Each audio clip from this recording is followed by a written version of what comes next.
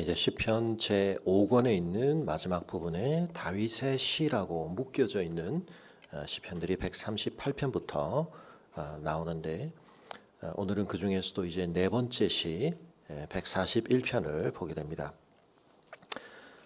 그런데 이 다윗의 시가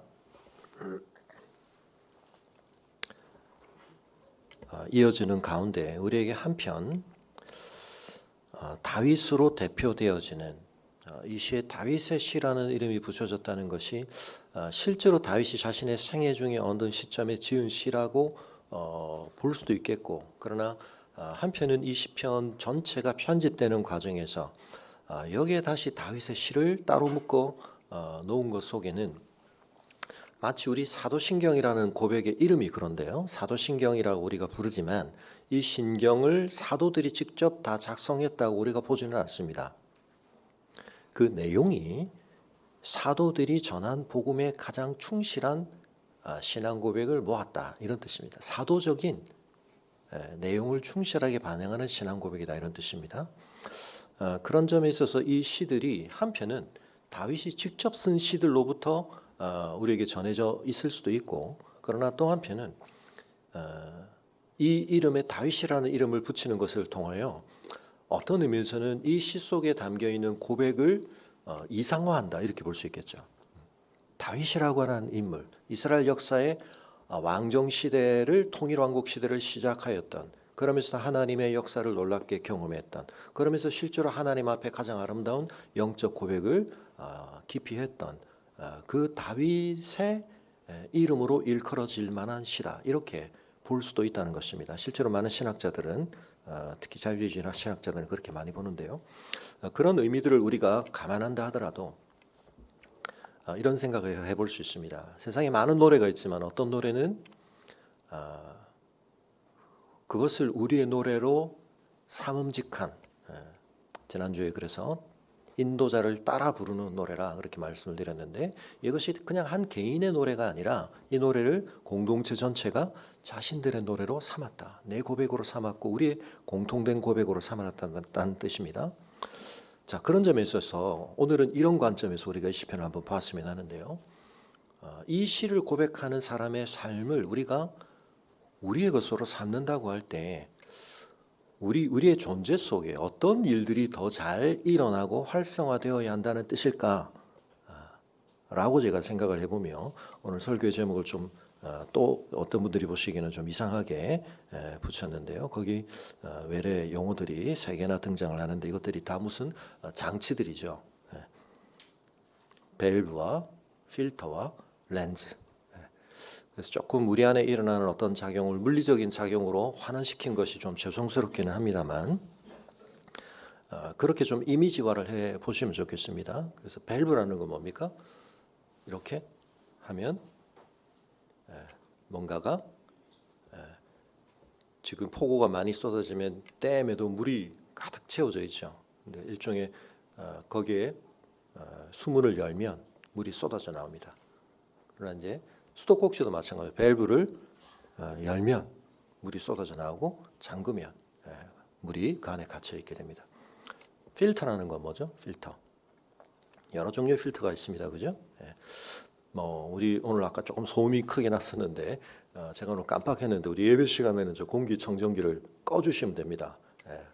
혹시 제가 안 껐으면 다른 분들이 꺼주시면 되는데 소음이 좀 크게 나는데 주중에 여기에 습기가 굉장히 많이 차서 예전에 여기 막 곰팡이들이 피고 그랬었는데 용량이 큰 우리 공기 청정기를 제습기를, 공기청정기도 있습니다. 제습기를 저희가 호수를 연결을 해서 우리 에어컨 실외기하고 에어컨에서 물을 빼내는 거랑 같이 연결을 해서 자동으로 이제 물이 빠지도록 되어 있는데 소리가 좀 큽니다.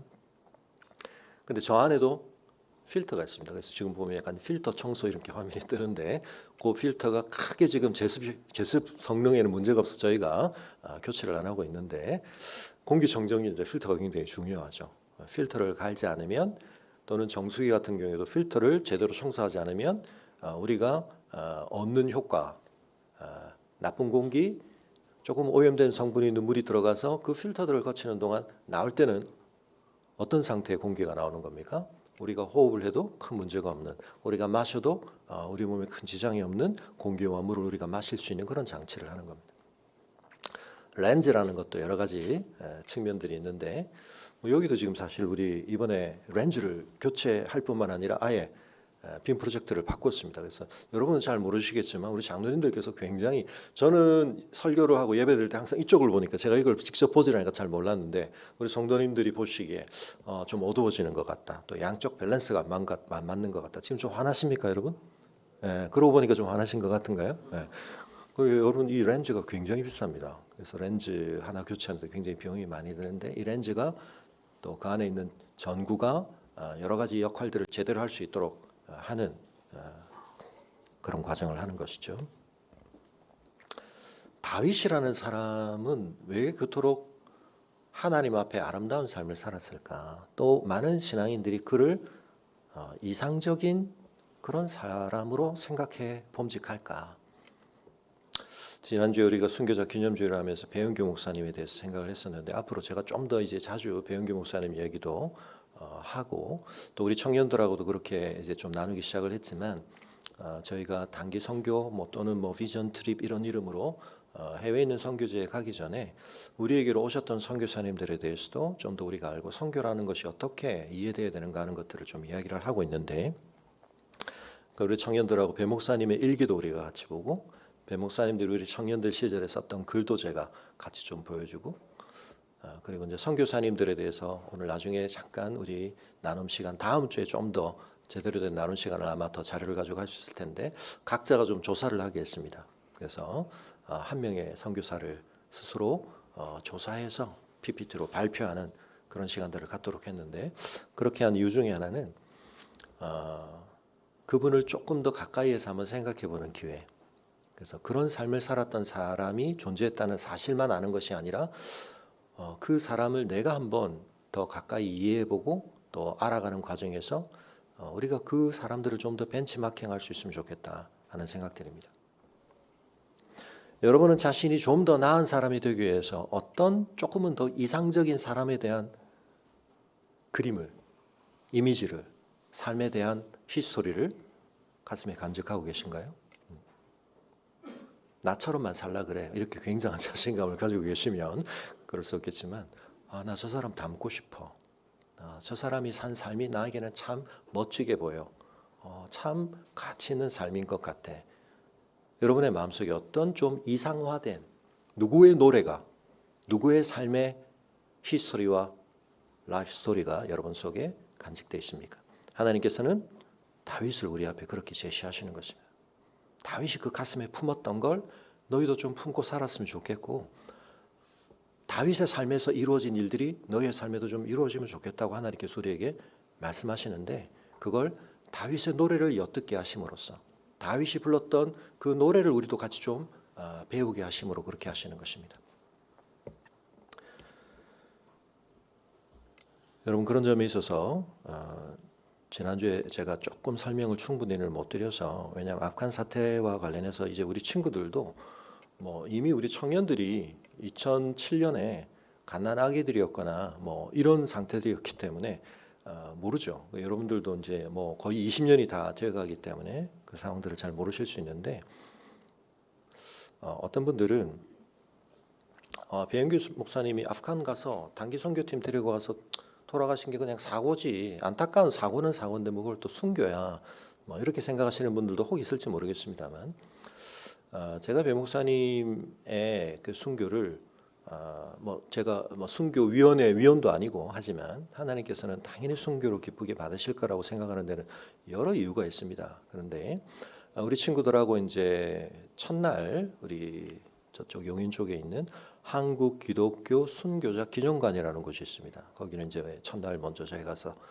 방문을 했었고요. 다음에 앞으로 우리 뜰지기들, 우리 또 교회 중직자들도 제가 앞으로 이제 그런 탐방들을 같이 좀 했으면 하는데 제주도도 우리가 계속 같이 가고 제가 알기로는 아마 거기에 있는 한국 순교자 가운데 아마 제일 최근에 순교자로 등재되신 분이 배은규 목사님이 아닐까 생각을 합니다. 그래서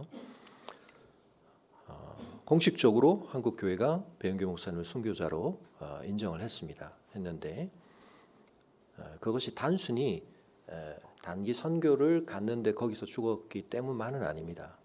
그리고 그런 점에 있어서 그 사건이 벌어졌을 때 참 좀 제가 아팠던 건 우리의 실상을 잘 모르는 사람들이 어마어마한 가짜 뉴스를 인터넷에 막 퍼뜨리고 기독교에 대한 안 좋은 마음 또 그동안에 쌓였던 이런 것들을 엄청나게 화제거리가 된 사건 앞에서 사람들이 어떻게든 연결을 해서 가짜 뉴스를 막 만들어서 사람들의 교회에 대한 비난과 그런 분노를 폭발하게 하는 계기가 되었는가.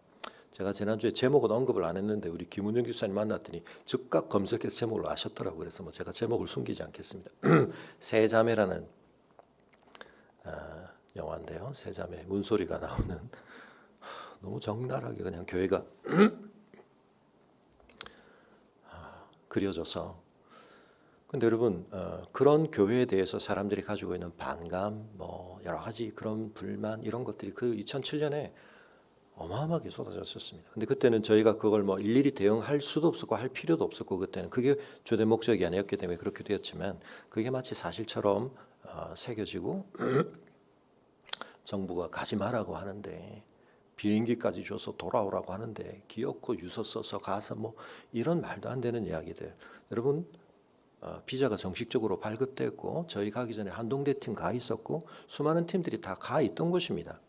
근데 물론 이제 가서 상당한 주의가 필요하다는 경고는 있었죠. 근데 아니 그럼 왜 굳이 가? 이런 생각하시는 분들. 그래서 왜 무모하게 또 위험한 걸 미리 좀 잘 살피지 않고 부주의하게 그랬나? 이렇게 생각하시는 분들, 배 목사님을 너무 모르셔서 하시는 말씀. 배 목사님 굉장히 겁이 많은 분입니다. 조심성이 굉장히 많은 분입니다. 무모하게 뭐 막 하시는 분이 아닙니다. 근데 이제 뭐 많은 설명을 지금 다 드릴 수는 없지만 지금 표가 나오나요? 화면에?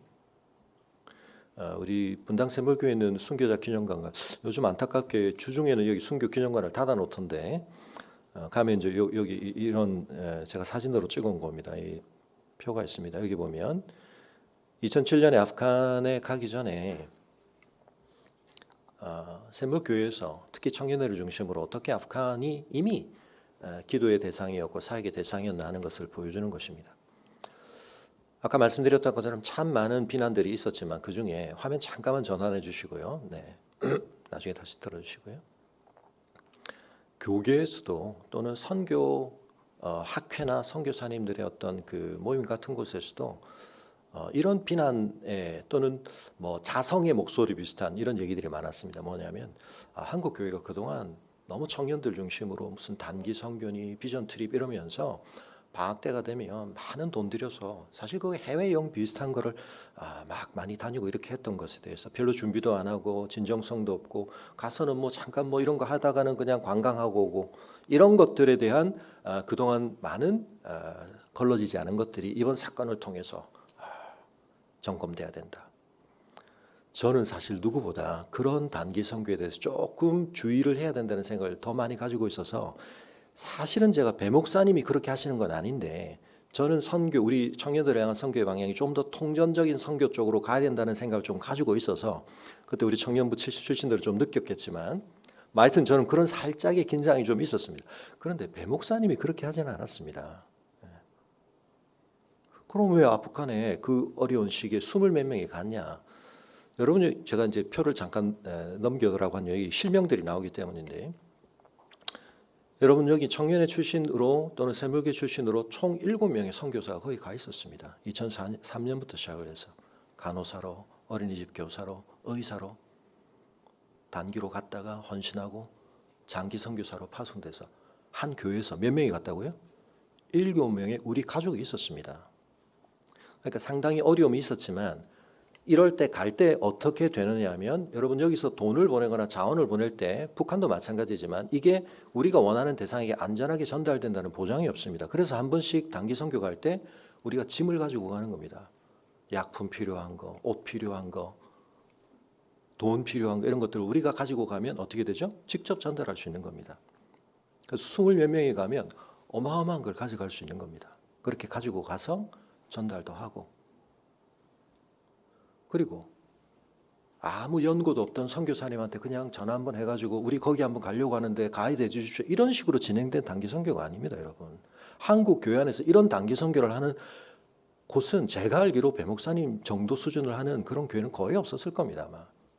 얼마나 많은 준비를 하고 실제로 많은 사람들이 실제로 선교에 대해서 헌신하게 하시고, 이해가 되시나요? 정말 알지도 못하면서, 물론 우리 한국 교회가 들어야 할 비판이었지만 그걸 엉뚱한 데 대다고 말하면서 무슨 막 자성을 하는 척, 전 정말 속이 쓰렸습니다. 좀 죄송한 말씀이 오늘 본문에 나오는 것처럼 저 한편은 좀 그 의인들에게 좀 욕해주고 싶었습니다. 제가 목사만 아니면 뭘 안다고.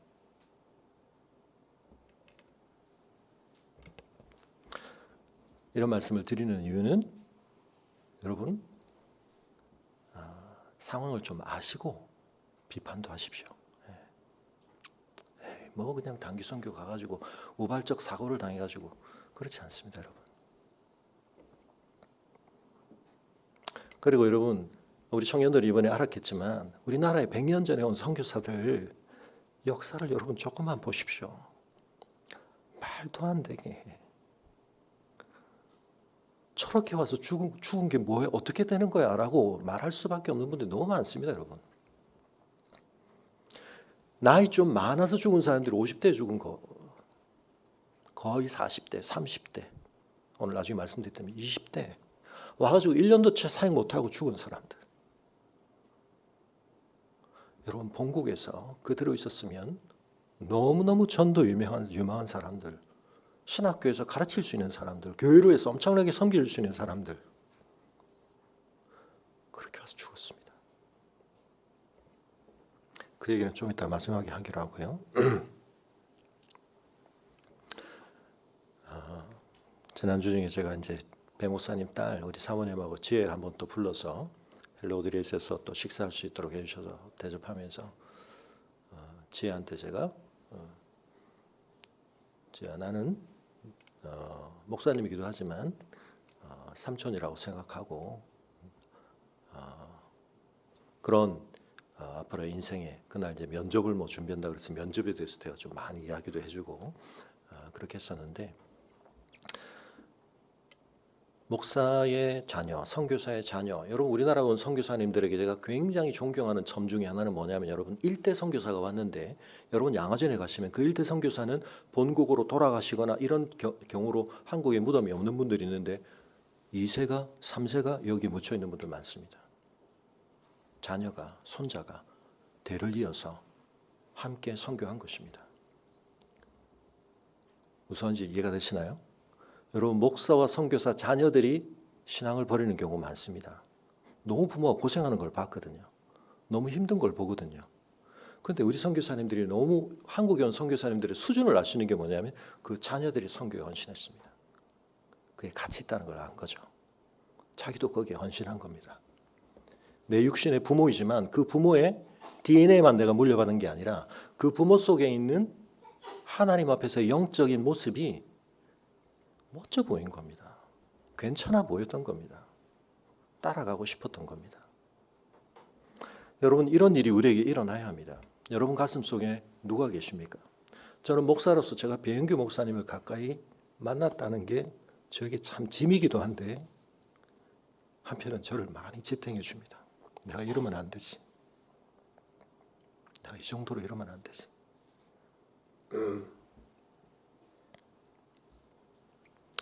여러분, 통계를 조심하시기 바랍니다. 세상 사는 사람들이 사는 방식 다 통계내서 내가 한 95% 이상의 사람들이 사는 것 정도로 뭐 사는 거는 그걸 누가 뭐라고 할 수 없는 거 아닌가? 괜찮은 것 아닌가? 여러분, 그럼 우리가 큰 길로 가는 겁니다. 예수님이 어디로 가라고요? 좁은 길로 가라. 다수의 사람들이 그렇게 사는데요. 뭐 그렇게 사실 수도 있죠. 많은 사람들이 그렇게 삽니다. 근데 한 번뿐인 인생을 그렇게 살면 여러분 마지막 후회를 함께 하게 되는 겁니다. 잘 찾아보면 멋진 사람들이 많습니다. 한 번 사는 인생 나 어떻게 살아야 되지? 여러분 조금만 조사해 보시면 너무 멋진데? 나 이렇게 살고 싶어. 그런 마음을 불러일으키는 사람들이 많습니다. 여러분 오늘 본문에 보면 다윗이 하나님 앞에서 이런 기도를 하고 있습니다. 내가 주를 불렀사오니 속히 내게 오시옵소서. 내가 주께 부르짖을 때 내 음성에 귀를 기울이소서. 나의 기도가 주의 앞에 분향함과 같이 되며 나의 손드는 것이 저녁 제사같이 되게 하소서. 자, 벨브의 차원에서 말하면 다윗 안에는 뭐가 있었냐면 하나님을 향한 엄청난 열망이 있었고 하나님께 기도하려고 하는 마음이 충만했는데요. 그 밸브는 어떻게 돼 있어야 되죠? 열려 있어야 되는 거예요. 그리고 여러분 밸브를 열었는데 수도꼭지를 열었는데 댐 수문을 열었는데 아무것도 안 나온다는 건 채워진 게 아무것도 없다는 거죠. 가득 채워져 있었다는 것입니다. 하나님께 기도하고자 하는 열망. 그리고 하나님께서 그 기도를 들어주실 것이라고 하는 확신. 그런데 여러분 3절에 보면 갑자기 굉장히 좀 이상한 이야기예요. 여호와여 내 입에 파수꾼을 세우시고 내 입에 입술의 문을 뭐하라고요? 지키소서. 내가 다른 사람한테 말하는 것에서는 어떻게 한다고요? 매우 자제하고 통제하고 조심한다는 뜻입니다. 여러분 제가 오늘 말씀드린 이 밸브라든지 필터라든지 렌즈라는 게 고장나면 어떻게 되냐면 조절이 잘 안 됩니다. 통제가 잘 안 됩니다. 그런데 이것들은 공통점이 뭐냐면 조절과 통제가 잘 되어야 가장 필요한 효과를 나타낼 수 있는 겁니다. 여러분 밸브도 너무 꽉 잠그다 보면 바킹이 요즘은 뭐 그런 구조가 아니겠지만 찢어지거나 이렇게 되면 어떻게 됩니까? 막 조아놨는데도 더 할 수 없이 잠궈놨는데도 이제 막 셉니다. 이해가 되시나요? 네. 하나님 앞에 기도를 많이 한다고 하는 사람들, 하나님 앞에 기도의 밸브가 활짝 열린 사람인데 동시에 이 밸브가 뭐를 향해서도 열려 있냐면 수많은 사람들에게 하지 말아야 할 말을 하는 데 있어서 이 입이 제어가 안 되는 겁니다. 내가 하나님하고 직통 계시를 하거나 내가 하나님하고 이렇게 친밀한 관계이기 때문에 하나님도 나한테 까불 수 없고 나 아무한테나 아무에게나 막 설교하면서 욕하고 그게 내가 하나님하고 거리낌이 없기 때문에 내가 모든 사람에게 할 수 있는 얘기다. 그건 가짜입니다, 여러분. 진짜가 아닙니다. 하나님 앞에서 기도를 깊이 하는 사람은 그 하나님과의 여러분 하나님이 어떤 분입니까? 가장 대화하기 사실은 어려운 분이죠. 두려운 분이죠. 엄위하신 분입니다. 거룩하신 분입니다. 그분 앞에 옷깃을 여미며 가슴을 여미며 이사야가 경험한 것처럼 천사들조차 얼굴을 가리고 거룩하다 거룩하다 거룩하다 하시는 그분 앞에 내가 정말 서본 사람은 그분 앞에서 말을 한다는 것이 얼마나 두려운 것인지를 경험하며 말을 배운 사람은 여러분 그 하나님 앞에서 조심하며 말하는 법을 배우는 겁니다. 그리고 그 하나님과 대화한 사람은 다른 사람하고 말할 때 내가 하나님하고 거침없이 말하니까 당신들한테는 난 더 거칠 게 없어 이렇게 되질 않습니다. 이해가 되시나요? 이 밸브가 영적으로 놀랍게 그렇게 조절이 되게 돼 있는 겁니다. 마침 제가 지금 3주째 우리 큐티 토요일 큐티 본문이 유독 주제가 연결이 되는데 오늘은 그래서 뭐 본문을 실지는 않았습니다만 필요하신 분은 어제 새벽에도 본문을 큐티를 들어보시고 이사야 58장 여러분 무슨 내용이 나옵니까? 이사야 58장이 좀 이해하기 좀 어려운 1, 2, 3절의 연결인데 크게 외치라 목소리를 아끼지 말라 네 목소리를 나팔같이 높여 내 백성에게 그들의 허물을 야곱의 집에 그들의 죄를 알리라 예언자에게 선지자에게 말씀하시는 것이라고 볼 수 있습니다. 그들의 죄에 대해서 왜 그들이 바벨론으로 가야 했는지 혹은 바벨론으로 돌아왔지만 또다시 그 삶을 제대로 살기 위해서는 공간적으로 바벨론을 벗어나 이 땅에 왔다는 게 중요한 게 아니라 여기서 또다시 그들이 이 삶을 허물을 죄를 개선하지 않으면 공간적으로 그 시간적으로 엄청난 대가를 치른 효과가 없는 겁니다. 그래서 하나님께서 그걸 다시 말씀하시는데 2절이 좀 이상합니다. 그들이 날마다 나를 찾아 나의 길 알기를 즐거워함이 마치 공의를 행하며 그의 하나님의 규례를 저버리지 아니하는 나라 같아서 의로운 판단을 내게 구하며 하나님과 가까이 하기를 즐거워하는 도다. 여기서 말하는 그들이 누구고 그들의 상태를 긍정적으로 봐야 되나 부정적으로 봐야 되나 조금 애매하게 번역이 되어 있습니다. 근데 많은 영어 성경을 보면 이게 이제 그들은 마치 그런 것처럼이라는 느낌. 그래서 우리 번역에도 마치 같아서 이런 이제 번역이 들어가 있는데요. 무슨 말이냐면 요 내용만 보면 하나님을 막 찾는 사람, 하나님 알기를 즐거워하는 사람, 하나님의 규례를 저버리지 않으면서 잘 준수하는 사람, 의로운 판단을 하나님께 구하는 사람, 하나님 가까이 즐거워하는 사람 굉장히 긍정적으로 보이죠. 근데 사실은 이 사람들이 굉장히 부정적인 사람들. 사실은 이 사람들은 뒤로 갈수록 악인이라는 게 드러납니다. 충격적인 일입니다. 굉장한 선인인 줄 아는데. 근데 이게 이제 예수님 때로 오면 누구로 우리가 좀 대비를 해볼 수 있냐면 예수님이 그 선하신 입으로 굉장한 독서를 쏟아내신 대상이 제한적으로 있는데 그 중에 한 사람들이 누굽니까? 외식하는 자들.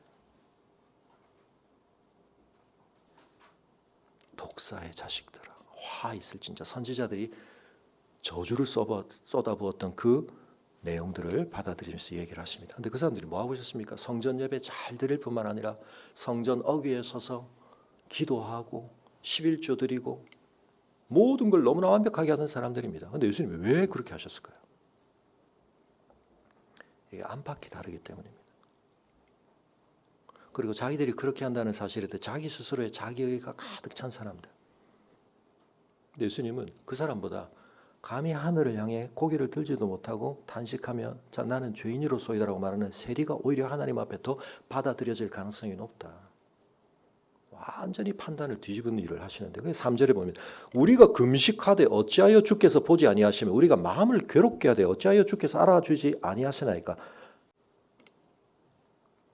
여러분 금식이라는 건 율법이 정한 제사나 규례들 중에서 가장 상위 버전에 속합니다. 다시 말하면 이거는 모든 사람의 보편적 의무 규정은 아닙니다. 이거 옵션이거든요. 더 한다는 뜻입니다. 뭘 하나님을 위해서 내가 더 뭔가 헌신하고 더 엄청난 걸 할 수 없을까? 이것까지 하는 거거든요. 그런데 여러분 문제는 뭐죠? 그런데 그들의 실상을 하나님이 폭로하십니다. 너희가 금식하면서 오락을 구하고 온갖 일을 시킨다. 여기서 온갖 일을 시킨다는 것은 타인에 대한 압제 내지는 자기는 뒤에 나오는 안식일 같은 거 자기는 일 안 하면서 남은 일하게 만드는 이런 것들. 4절에 보면 보라 너희가 금식하면서 논쟁하며 다투며 악한 주먹으로 치는도다. 여러분 금식을 하는 건 뭐냐면 하나님께서 우리에게 허락하신 가장 정당하고 기본적인 우리의 욕구 이건 필요한 거죠. 생존을 위해서. 근데 그것까지를 우리가 제어한다는 건 무슨 뜻이냐면 생명을 걸어놓고 하나님 앞에 또 한편은 우리 안에 있는 죄성이라고 하는 자기 중심성과 자기 충만성에 대하여 우리가 완전한 반대 지점에 서서 나를 제어하고 부인하는 어떤 고백인데 밥도 안 먹은 금식하는 사람이 사람들하고 논쟁을 하고 주먹질하고 압제를 한다는 겁니다. 이게 맞냐는 겁니다. 하나님 보시기에.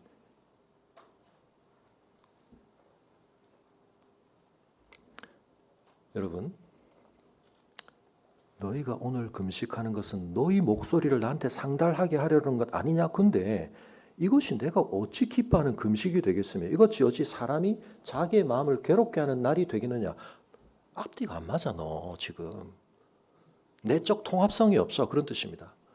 세자매에서 그려지는 한국 기독교는 완전히 지금 이 필터에 이 거울에 비춰보면 그의 머리를 갈대같이 숙이고 굵은 배와 재를 펴는 것을 어찌 그런 행위를 하는 게 금식이 아니고 어찌 여호와께서 연락되게 내가 기뻐하는 금식은 이러면서 나오고 흉하게 결박을 풀어주며 멍에에 줄을 끌어주며 압제당한 자를 자유하게 하며 모든 멍에를 꺾는 것이 아니겠느냐. 줄인 자에게 내 양식을 나눠주며 유리하는 빈민을 집에 들이며 헐벗은 자를 보면 입히며 내 골육을 피하여 숨어 스스로 숨지 않는 것이 아니겠느냐. 그렇게 되면 네 빛이 새벽빛같이 빛날 것이고 네 치유가 급속할 것이고 너의 공의가 네 앞에 행하고 여호와의 영광은 너의 뒤에 호위할 거야. 네가 부르는데 왜 내가 응답 안 하겠니? 지금 불만이 뭐냐? 저 금식 굉장히 심하게 하고 있거든요, 하나님. 그런데 왜 하나님 저한테 대답을 안 하세요? 하나님 말씀, 네가 그런 금식을 하니까 그렇지. 그런데 네가 이런 식으로 금식의 본질에 해당하는 진짜 음식을 하면서 나를 부르는데 내가 왜 대답 안 해? 네가 부를 때 나 여호가 응답하겠고 네가 부르질 때 내가 여기 있다 하리라. 너희 중에서 멍에와 손가락질과 허망한 말을 제하여 버리라. 줄인 자에게 내 심정을 동하며 괴로워하는 자의 심정을 만족하게 하며 내 빛이 흑암 중에 떠올라 내 어둠이 낮과 같이 될 것이고 내가 너를 항상 인도하고 메마른 곳에서 네 영혼을 만족하게 하고 네 뼈를 견고하게 하고 너를 여기 중요한 말 나옵니다. 물된 동산 같겠고. 네, 여기서 우리 물된 동산 따온 겁니다. 하나님의 은혜가 충만할 때 물이 끊어지지 아니하는 샘 같을 것이라. 그리고 너는 황폐한 곳을 다시 세울 것이다. 기초를 역대 파괴된 기초를 다시 쌓을 것이다. 무너진 데를 보수하는 자라고 네가 일컬어질 것이다. 길을 수축하는 자라고 일컬어질 것이다. 그러고 13절에서는 안식일 얘기가 다시 또 나옵니다. 이 안식일은 대표적으로 하나님의 창조 세계의 목적을 얘기하는 것이고 굉장히 중요한 가치가 있기 때문에 다시 얘기하시는 것인데요. 여러분, 오늘 본문에서 다윗이 뭐라고 노래하고 있다고요? 제가 부르니까 하나님 속히 응답해 주실 것을 다윗이 왜 이렇게 뻔뻔하고 담대하게 확신합니까? 뭐가 있기 때문에요? 1, 2절과 3절이 같이 가고 있기 때문에. 나 하나님이 최측근이야. 그러니까 너희들 내 말 들어. 이런 권력 행사의 마음으로 죄성이 반영된 우상 숭배적인 신측근 의식을 가지고 있지 않은 겁니다. 하나님이 누구신지를 알고 그분은 자비와 인애와 긍휼이 풍성하신 분임을 그분과 대화하면 알게 돼 있고 그걸 반영하게 돼 있거든요. 그러니까 이웃을 향해서 내가 왕이지만, 내가 하나님의 최측근이지만, 내가 함부로 상처 주는 말 하지 않고, 내 입술을 제어하고, 내가 거짓말하지 않으려고 하고, 내 이익을 성취하기 위해서 내가 섣부르게 잘못된 주장하지 않으려고 하는 자기 제어의 마음이 작동을 하는 겁니다. 하나님을 향해서 우리가 열어야 될 것은 열고, 그게 열려 있으면 닫아야 될 건 닫을 수 있어야 되거든요. 이게 조절이 안 돼 있으면 여러분 심각한 문제가 생깁니다. 4절부터는 어떤 내용이 나옵니까? 내 마음이 악한 일에 기울어 죄를 행하는 자들과 함께 악을 행하지 말게 하시고 그들의 진수성찬을 먹지 말게 하시고. 진수성찬 먹으면 뭐가 그렇게 나쁩니까? 근데 여러분 그게 진수성찬만 오는 게 아니라 그게 뭐와 함께 오기 때문에요? 악인의 회유, 타협. 야, 너 뭐 그렇게 혼자 잘났다고 우리랑 같이 먹어. 식사를 같이 한다는 것은 막힘없는 교제, 교류를 의미하기 때문에 한 통속이 된다는 뜻입니다. 야, 밥 한번 같이 먹자. 엄청 맛있는 거 내가 줄게.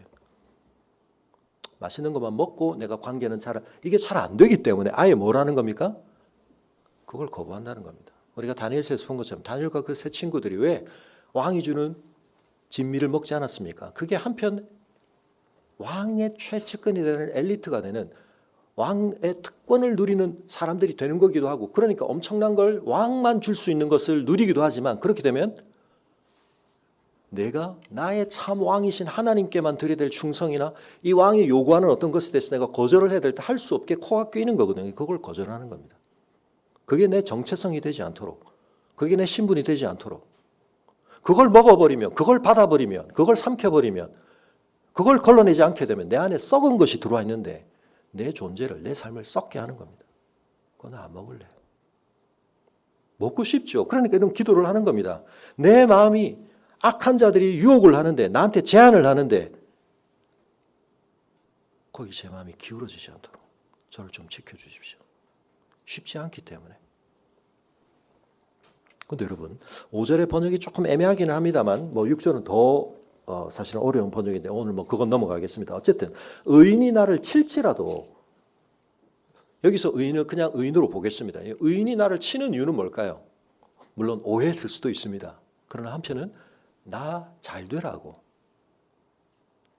그런 의인의 치는 말에 대해서는, 나를 책망하는 말에 대해서는 그걸 어떻게 한다고요? 머리에 기름 부어주는 것으로 얘기해요. 머리에 기름 부는 건 존귀하게 만들어주는 거예요. 인정하는 거거든요. 굉장히 그 사람을 높여주는 건데, 와닿기는 지금 나를 책망하는 말이고 나한테 굉장히 가슴이 쓰린 말이고 나한테 기분 나쁜 말을 할 수도 있죠. 근데 이걸 어떻게 합니까? 걸러내지 않고 튕겨내지 않고 반사하지 않고 어떻게 해요? 받아들인다는 겁니다. 수용한다는 겁니다. 왜요? 그게 나한테 유익하기 때문에. 내 머리가 이를 거절하지 아니할지라. 그들의, 여러분 여기 뭐예요? 필터가 어떻게 작동돼야 됩니까? 받아들이지 말아야 되는 건 걸러내야 되죠. 그러나 물은 통과시켜야죠. 제일 안 받아들이려면 어떻게 하면 철판을 깔면 되죠. 근데 물은 지나가야죠. 물 속에 있는 어떤 성분을 걸러내려고 하는 거지. 근데 우리가 이걸 조심해야 됩니다. 제가 이제 우리 청년들한테 그 얘기도 이제 마지막 좀 했는데 이 얘기도 앞으로 조금씩 더 드리겠습니다만, 우리 선교사님들이 한국에 와서 여러 가지 미친 영향 중에, 그런데 그때는 소수였기 때문에 이 그리스도인들이 제대로 된 구별을 나타내도록 하기 위해서 정말 이제 복음을 받았고 하나님의 은혜를 알았고 성경의 진리를 알았고 하나님의 주권을 인정하는 예수 그리스도의 보혈의 피로 말미암는 유일한 죄 사함의 은혜를 정말 받음으로 내가 거듭났고 새 사람이 되었다는 걸 다른 사람들에게 나타내기 위해서는 다수의 사람들이 문제없이 살고 있는 삶의 어떤 모습들에 대해서 좀 구별점을 만들어야 돼요. 몇 가지가 있었죠. 술 안 마신다, 담배 안 핀다, 도박, 노름하지 않는다, 첩을 두지 않는다. 이런 몇 가지들. 근데 여러분 그 당시에 나라가 너무 어려웠기 때문에 80년대 대학 가도 그랬습니다. 뭐 군부 독재도 민주화가 안 되고 그러니까 너무 답답하면 대학생들이 술을 많이 마시는 게 한편은 뭐 낭만이기도 하고 막 그랬지만 어느 나라 대학가에 이렇게 술집이 많은 데가 있습니다. 근데 지금은 그럴 때 아니잖아요. 근데 그 문화는 계속되고 있거든요. 요즘 알코올 중독이 얼마나 젊은 사람들 알코올 중독 많은지 모릅니다. 근데 그때는 말할 것도 없겠죠. 술, 담배. 중국 같은 경우는 이미 뭐 아편 전쟁이라 아시겠지만 담배 정도가 아니라 뭐 대마초라든지 이제 마약 이런 게 문제였는데 한국도 마찬가지예요. 담배 문화가 굉장히 거기다 이제 노름, 도박, 그 다음에 이제 첩. 여러분 우리 제 할아버지 때 저희 부모님의 부모님 세대에는 한국 사회에 여러분 가정의 온전성이라는 게 잘 없었습니다. 그리고 뭐 남아 선호 사상 때문에 그럴 수도 있고 여러 가지 이유 때문에 남자 중심주의 때문에도 그렇고 아내를 뭐 열어두는 것에 대해서 그걸 별 문제 삼지 않았습니다. 사실은. 근데 이게 성경적으로 안 되잖아요. 가정의 온전성을 위해서 이런 것들을 표지 삼아 중요하게 이야기하는데 그 중에 이제 주로 술 담배가 많이 이제 강화되어 왔죠. 그래서 이제 술 담배를 한다 안 한다가 마치 기독교인을 구별하는 유일한 표지인 것처럼 이건 우리가 좀 잘 걸러낼 필요가 있는데 이걸 걸러낼 필요가 있다는 걸 또 오해하셔가지고 그래 선교사들이 자기들이 파송된 나라에서 또 환경이 맥락이 그랬고 또 너무 보수적인 사람들이 와서 그런 걸 한 걸 가지고 너무 그렇게 엄격하게 또 그렇게만 생각할 게 아닙니다, 여러분. 아직도 여러분 술 담배는 이제 뭐 말할 것도 없어져. 담배 피는 게 이제 너무 건강에 안 좋다는 게 알려져. 이제는 공공한 장소에 담배 피우면 이 사람이 굉장히 좀 이상한 시선을 받는 분위기 때문에 이제 많이 제어가 되고 있지만 그러나 쉽지는 않습니다. 이게 한번 우리에게 이제 약간의 그 각인이 되고 나면 술도 마찬가지입니다. WHO의 여러분 1급 발암 물질입니다. 술이 제어를 해야 됩니다. 성경이 어디 술 마시면 술 취하지 말라는 말씀을 비롯하여 곳곳에 술에 대한 경고가 성경에 얼마나 많이 나오는지 모릅니다. 제가 뭐 술 한 모금을 하시고 이렇게 하는 것에 대해서 말하지 않지만 우리 한국 술 문화가 그러지 않은 채 오래 왔기 때문에 조심할 필요가 있습니다. 주의할 필요가 있습니다. 건강을 위해서도 우리가 하나님의 성전으로서 자기를 돌보는데 여러분 솔직히 제가 목사로서 여러분 모르게 살짝 어디 가서 막 술 한 잔씩 하고 담배 피우고 막 이러면 여러분 설교 들을 마음 나시겠습니까 솔직히? 근데 여러분 과거에 C.S. 루이스나 존 스토도 골초였습니다. 뭐 제가 담배 피는 것 자체가 기호식품이죠. 근데 여러분 이런 게 이제 한편은 너무 강하게 그것만 강조되다 보니까 어떤 분들은 나는 술 담배가 아직 제어가 잘 안 되는데 교회 가면 술 담배 안 해야 된다가 너무 마음에 걸림이 돼서 아예 복음에 대해서 시도를 못하게 만드는 이런 것도 좀 이제 문제가 되죠. 이게 다 밸브나 필터처럼 여러분 유연하게 좀 작동을 해야 된다는 말씀을 드리는 겁니다. 이게 맥락을 다 떼고 그냥 무조건 하면 안 되는 무조건 다 하는 게 오히려 자유를 누리는 거야. 이런 어떤 것이 되지 않게 해서 각자의 수준에서 조절이 좀 필요한데 꼭 이런 말씀 드리면 듣고 싶은 말만 듣고 반대쪽으로 영향을 받아야 된다. 내가 너무 밸브가 많이 열리는 사람은 좀 잠그려고 해야 되고 필터가 너무 느슨하면 필터가 좀 빡빡해지려고 해야 되고 이해가 되십니까? 그 조절이 필요한 겁니다. 근데 여러분 금식을 내가 한다. 근데 한편 우리 자녀들에게도 그렇습니다. 기독교 교육과 관련해서 제가 좀 고민이 많습니다. 그래서 어떤 거는 정말 자녀들을 위해서 우리가 너무 세대가 그런 것들에 대해서 허용적이니까 그리고 그걸 통해서 너무 안 좋은 걸 많이 접하게 되니까 좀 제어하는 것 저는 필요하다고 생각합니다. 근데 문제는 그게 유연하게 작동을 잘 하지 않으면 부작용이 너무 큽니다. 그러니까 그런 교육에 의해서 꽉 막혀 있다가 이게 한번 애들이 풀리기 시작하면 이제는 스스로 제어를 하는 데 있어서 너무 큰 코스트를 치르는 걸 많이 봤습니다. 우리가 사실은 굉장히 단순화시키면 강력해지거든요. 간단한 룰을 가지고 적용하면 쉽습니다. 우리 자녀들도 내 자녀가 그리스도인답다는 걸 우리가 한두 가지 표지로 좀 나타내도록 하는 게 씨름으로서 필요하긴 합니다. 그러나 이게 연계되지 않으면 그래서 여러분 우리가 잘 절제하는 것과 관련해서 우리 청년들한테 얘기했지만 쾌락주의도 조심해야 되지만 금욕주의도 조심해야 됩니다. 그래서 하나님이 우리에게 선하게 주신 것을 감사함으로 누리면서 그걸 적절하게 우리가 관리하는 것. 그런데 항상 여러분 좋은 것보다 더 좋은 게 있어야 좋은 걸 이기지. 좋은데 그냥 하지 말라는 것 가지고는 안 됩니다, 여러분. 여러분 우리가 비스트도 조심해야 되지만 아무 절제를 못하는 몬스터도 조심해야 돼요. 금욕주의의 몬스터가 많습니다. 기독교의 역사에. 안에서 뭐가 왜곡돼가지고 하나님이 주신 좋은 걸 받아 누리는 이 시스템 자체가 망가져 버리는 방식으로 금욕을 하면 이 몬스터가 되는 겁니다. 기괴한 사람이 됩니다. 하나님이 선하게 주신 것들을 다 감사함으로 누리고, 그래서 저는 우리 청년들 프런트도 그렇고 저는 교회 와서 즐거울 수 있는 거 많이 하는 거. 우리 장로님 또 권사님 다른 또 배경이 있어서 하신 거예요. 여기 막 교회 우리 노래방도 있고 뭐 이런 것들. 근데 대부분 많은 목사님들 와서 엄청 부러워합니다. 아이들이 좋아하겠다.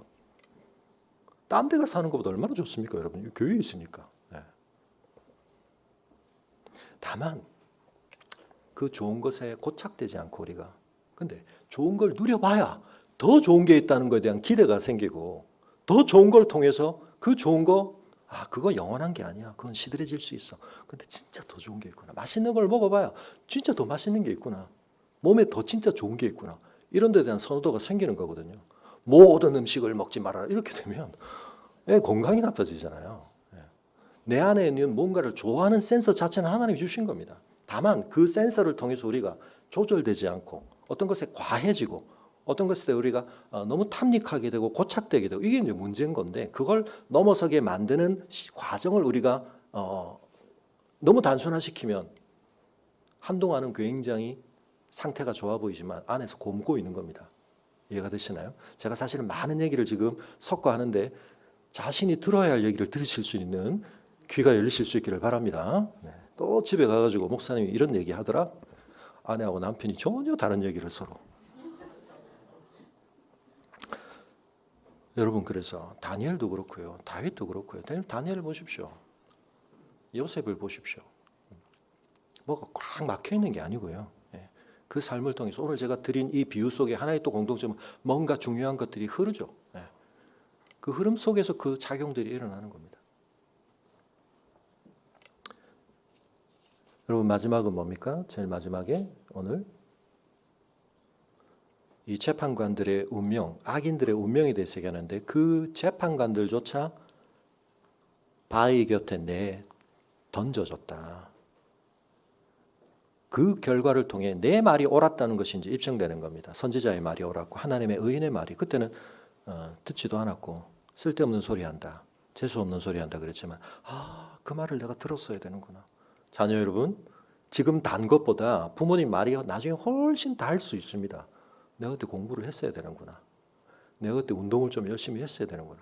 내가 이것 좀 참았어야 되는구나. 싫었지만 내가 좀 시도를 했어야 되는구나. 그걸 경험하고 나면, 엄마 아빠 나한테 그때 그 말해준 거 너무 지금 너무 달콤해. 그때는 굉장히 쓰라렸는데.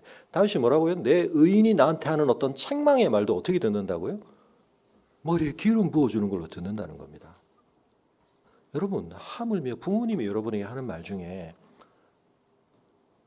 지금 그게 당장은 달지 않아도 히브리서가 말하듯이 진정한 지혜를 가지고 여러분을 위하는 마음으로 하는 말이 여러분에게 당장은 왜 내가 하고 싶은 걸 못하게, 내가 왜 하기 싫은 걸 억지로 하게 해? 라고만 듣고 있지 말고, 지금의 내 상태가 완성되어야 될 온전한 상태에 아직 나는 과정에 있지. 나는 이 상태로 영원히 살 수 있는 상태가, 나는 아직도 몸도 성장하고 마음도 성장하고 많은 것들을 더 센서가 조절돼 갈 거야. 그러면 지금 나한테 유일한 것처럼 느껴지는 이 판단이 나중에는 바뀔 수 있지. 나중에 듣고는 엄마 아빠 그때 나한테 그렇게 해준 게 너무 나한테 고마워, 이렇게 되는 거거든요. 그런데 이 사람들은, 그래서 여러분 우리 번역상 조금 안타까운 게 7절이 NIV 같은 데는 이제 따옴표 속에 들어있을 겁니다. 그러니까 아마 이 번역에 좀 사실은 굉장히 논란이 있기는 합니다만, 그래서 이 말이 누가 하는 말이냐, 누구의 상태냐, 이들은 악인들의 상태라고 보는 것이 좀 더 옳을 것 같습니다. 밭가라 흙을 부스러뜨림 같이 우리의 해골이 수월 입구에 흩어졌도다. 자, 그래서 여러분 이 악인의 상태는 어떻게 되죠? 죽어서 시신이 잘 매장되지 않는다는 것이 그 존재에 대한 굉장한 이제 부정적 대우를 뜻하는 것이기도 하고, 그러니까 완전히 파편화되는 거, 흩어지는 겁니다. 근데 8절에서는 다윗은 어떻습니까? 주여여 내 눈이 주께 향하여, 이거 뭐죠? 아주 고도의 집중, 초점 맞춰주는 거죠. 이걸 제가 렌즈라고 표현을 했습니다. 초점이 안 맞으면 뿌얘집니다. 근데 초점이 맞으면, 또는 주파수가 fine, 잘, 고충실도, 하이파이, 하이피델리티, 고충실도 살 때가 잡음이 없어지고 쫙 충실해지죠. 소리가 명확해집니다. 초점이 안 맞거나 충실도가 떨어지면 잡음이 많고 뿌얘, 뭐가 뭔지 잘 모릅니다. 그래서 여러분 우리의 삶이 이렇게 분산되고 흩어지는 게 아니라 돋보기도 어떻습니까? 초점이 딱 맞으면 거기는 에너지들이 집중되면서 불을 낼 수가 있죠. 예. 우리가 흐리멍텅하게 살 게 아니라 제대로 된 방향을 가지고 초점을 모아서 그 초점은 어디입니까? 하나님을 향하여, 주 여호와의 내 눈이 주께 향하여. 그리고 나는 어려울 때 주께 피하며. 여러분, 좋은 상황일 때만 이 조절이 일어나는 게 아닙니다. 사실은 훨씬 많은 경우에 언제 우리가 밸브를 확인하게 되고, 언제 우리가 필터를 살펴보게 되고, 언제 우리가 렌즈를 좀 조절하게 됩니까? 경고음이 울릴 때, 뭐가 잘 작동이 안 될 때. 그렇다고 이걸 버릴 게 아니고 조절을 해야죠. 나를 지키사 그들이 나를 잡으려고 놓은 올무와 악을 행하는 자들의 함정에서 나를 벗어나게 하옵시고, 악인은 자기 그물에 걸리게 하시고 나는 온전히 면하게 해 주십시오라는 이 담대한 확신과 기도, 지난주에 있었던 개인적인 보호, 공적인 하나님의 공의 집행을 통한 마치 그들에게 재앙을 바라는 것 같지만, 이건 하나님께서 반드시 그렇게 하실 것에 대한 확신이 가져다주는 마음 안에서의 질서죠. 여러분, 이런 게 있어요. 우리가 세상을 살 때 좀 멋지게 사는 겁니다.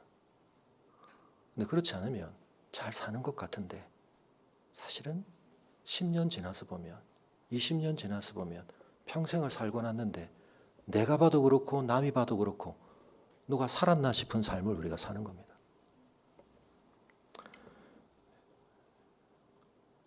화면을 다시 좀 연결해 주시고, 지난주에는 제가 스크랜턴 부인에 대해서 말씀을 드렸는데, 여러분 여기 지금 캠벨, 조세핀 캠벨이라고 하는 선교사, 여러분 잘 이름을 못 들어보실 수 있는데, 캠벨은 물론 이제 남편의 이제 그 이름이죠. 사실은 목사였던 남편. 근데 여러분 밑에 보시면 여기 뭐라고 되어 있습니까? 설립자 기념비입니다. 배화학당 학원 종교교회 자교교회. 종교교회에서 예전에 결혼하신 분들 계시죠?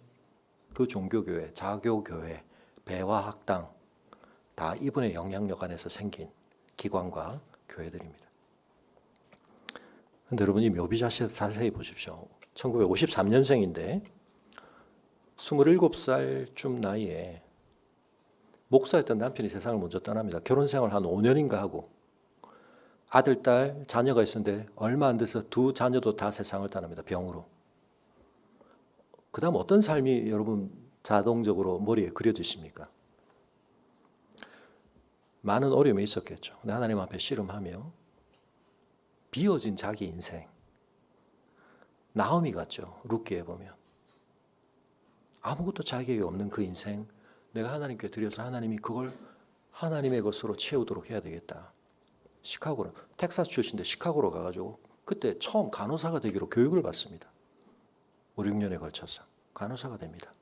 선교에 헌신을 합니다. 그러고 나서 몇 년에 갑니까? 1887년에 갑니다. 34살의 나이에 중국으로 갑니다. 그때는 10년 동안 중국에서 사역합니다. 그러고 나서 선교부에서 너무 사역을 잘하니까 사실은 본부로 부르려고 했는데 자기는 그래서 어디로 갑니까? 그때 또 한창 선교에 많은 자원이 있는 한국으로 옵니다. 그리고 이 사역을 하고, 여러분 몇 번에 걸친 안식년이 있었는데 갈 때마다 몸이 너무 사실은 병들어 있었습니다. 그래서 가면 안 된다. 근데 1920년에 기어코 그냥 한국으로 다시 와서 한국에서 돌아가십니다. 1920년이 어떨 때입니까, 여러분?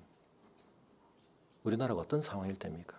다음에 이분에 대해서 좀 더 제가 자세히 말씀드리겠습니다. 이분이 세운 이 배아학원에서 처음에는 6명 학생, 여학생, 기숙학교처럼 해서 가르치고, 이게 다 배아학원이 지금 되고요.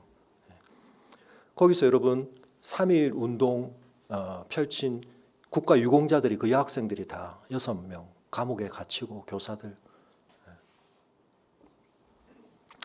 근데 시간이 좀 갔지만 지난번에 말씀드렸던 것처럼, 근데 여러분 이번에 저희가 원래 토요일에 제가 예약을 했었는데 토요일에 폭염주의보 경보가 뜨는 바람에 양화진에서 외부 설명을 들을 수 없게 되어버렸습니다.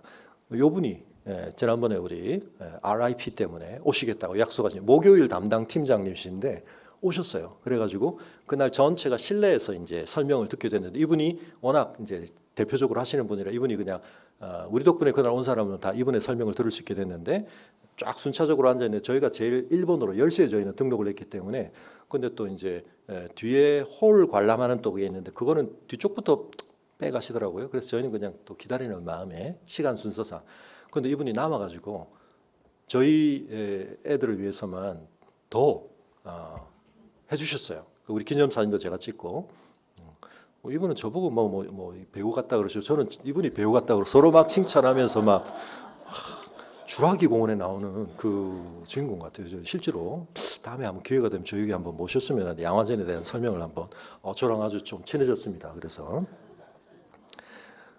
근데 저도 이 두 분을 알았는데 여러분 여기 지금 이분이 설명해 주신 것 중에 우리 친구들 기억하죠? 이거 우리 원래 계획했던 거 아니잖아, 그지? 어제 갑자기 맨 마지막에 시간이 더 있다니까 이 얘기를 해주신 거예요. 제가 조금 전에 보여준 게 요겁니다. 요 캠벨입니다. 요 옆에 건데 여러분 양쪽에 조금 이렇게 간격들인데 여기 너무 이렇게 붙어 있잖아요. 왜 그럴까요, 여러분? 그게 퀴즈였습니다. 그리고 요 비석은 왜 다른 비석하고 다 이렇게 울퉁불퉁할까요? 다음 주에 이어서 하도록 하겠습니다. 저도 양쪽을 저는 따로 알았지만 무덤이 붙어있는 이유를 듣고 나니까 더 찡한 마음이 들고 이름은 알려드리면 캔드릭이라고 하는 아까 말씀드렸지만 24살에 와서 25세 죽었습니다. 루비 캔드릭 너무 유명한 말을 남긴 사람입니다. 나에게 1000개의 생명이 있다면 그 모든 것을 한국이 가져야 한다. 나는 그걸 한국에 바치고 싶다. 24살 처녀가 뭐 별 볼 일이 거기서 없어서 왔겠지? 아닙니다, 여러분.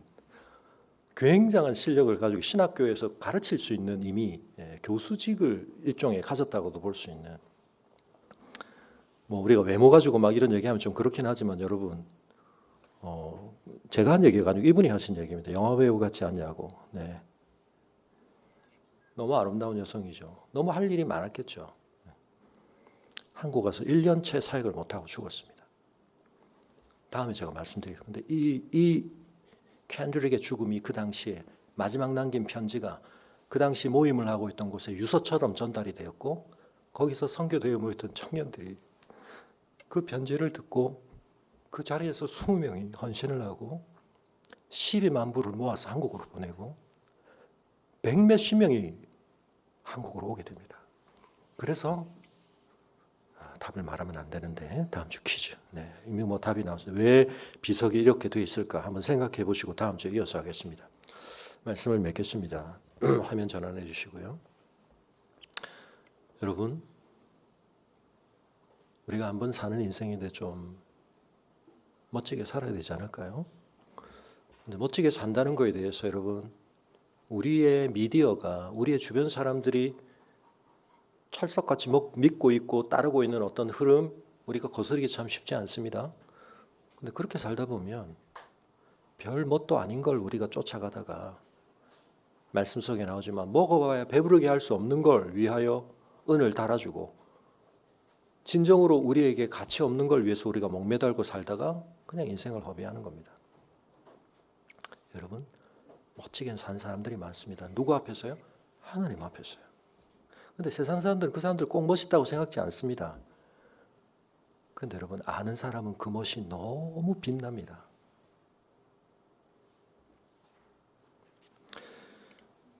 우리의 영적인 밸브와 필터와 렌즈를 우리가 오늘 좀 다시 한번 조절하면서 내 안에서 정말 하나님께 쏟아져야 될 것은 막혀 있고 고갈돼 있고 내가 좀 막아야 될 것들은 통제가 안 되고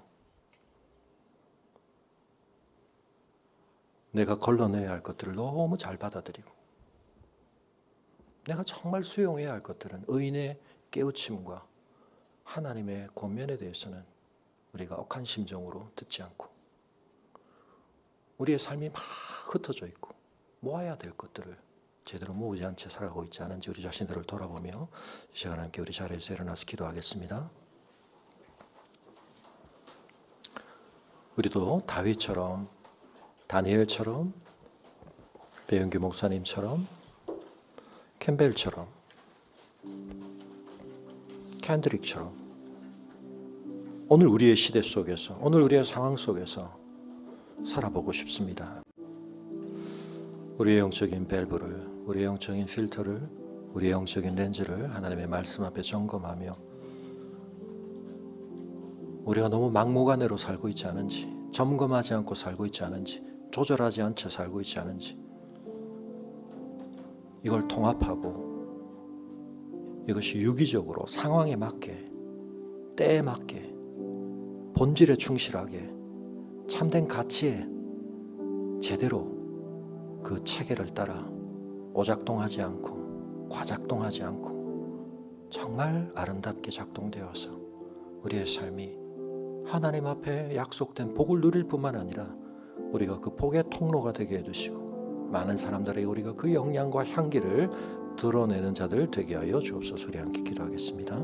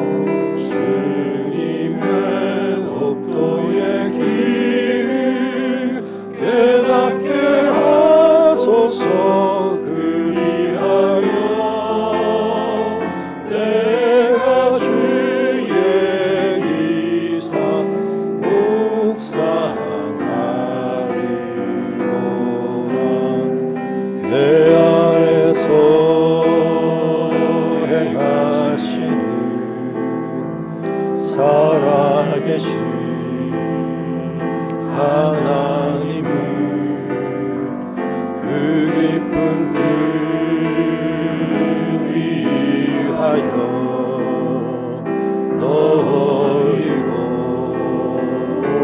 소원 두시니 먼저 주님의 나라와 그의 의를 구하라. 그리하면 이 모든 것을 내게 더욱더 풍성히 주리라. 내가 여호와의 의를 따라 감사함이로라 높으시려. 여호와의 이름 찬양 할렐루야. 아멘. 다윗을 통해 영광 받으셨던 하나님, 그 다윗을 내 마음의 합한 자라 소중히 여기셨던 하나님, 그 다윗의 노래를 저에게 다시 들려주시며 그의 마음속에 간절한 소원과 확신과 그 씨름들을 또한 그 노래 속에 저희에게 공유케 하시며 저희의 마음속에서도 저희 또한 한 번뿐인 이 인생 다윗처럼 하나님 앞에 멋지게 사는 길을 보여주시니 감사합니다. 열려 있어야 할 것들에 대해서, 더 쏟아내어야 할 것에 대해서 막혀 있지 않게 하시고, 그러나 저희가 제어할 줄 알고 닫아야 할 것에 대해서 통제하지 못하는 자들 되지 않게 하시며, 받아들이지 말아야 하고 수용하지 말아야 하고 걸러내야 할 것들을 아버지 하나님 저희가 저항 없이 받아들이고 있지는 않은지 돌아보게 하시며, 또한 쓰라리고 아프지만 달갑지 않지만 수용해야 할 것들을 바르게 수용하고 있는지 돌아보게 하여 주시옵소서. 결국 다 흩어지고 말 것, 어마어마한 권력과 영광을 가진 듯 보이지만 다 뒤섞이고 혼란 가운데 흩어질 수밖에 없는 그런 삶이 아니라 하나님 앞에 초점 맞추고 하나님 앞에 집중하고 모든 것을 모아 쏟아 헌신하는 저희들 되게 하여 주시기를 간구하며, 이제는 우리 주 예수 그리스도의 은혜와 우리 아버지 하나님의 그 크신 사랑과 성령의 감화감동 교통하심이 다윗뿐만 아니라 하나님의 진리의 말씀과 그 은혜를 바르게 깨닫고 그에게 주어진 삶의 여건과 환경 속에서 정말 멋지게 살아갔던 수많은 믿음의 사람들을 통해 복음을 받은 우리 또한 주 앞에 그런 멋진 삶 살아가기를 다시 한번 결단하며 이 한 주간의 삶을 통해 씨름하기를 소원하는 주의 성도들의 걸음에 지금부터 영원토록 함께 하시기를 간절히 축원하옵나이다.